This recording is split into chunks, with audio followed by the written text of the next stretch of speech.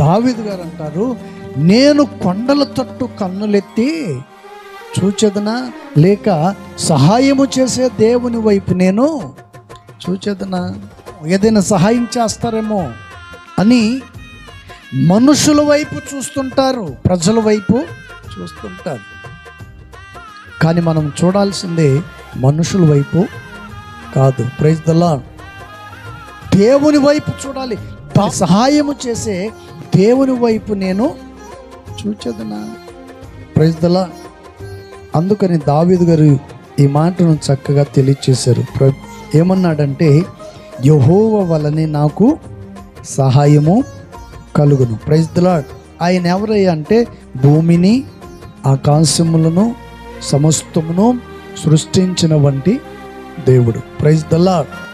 ఆయన నీ పాదములు తొట్టరిల్లనివ్వకుండా ఆయన నిన్ను, నీ కుటుంబాన్ని కాపాడునుగాక.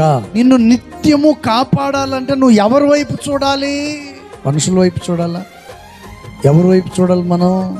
సజీవుడైన దేవుని వైపు, భూమి ఆకాశములను సృజించిన దేవుని వైపు మనము చూడాలి.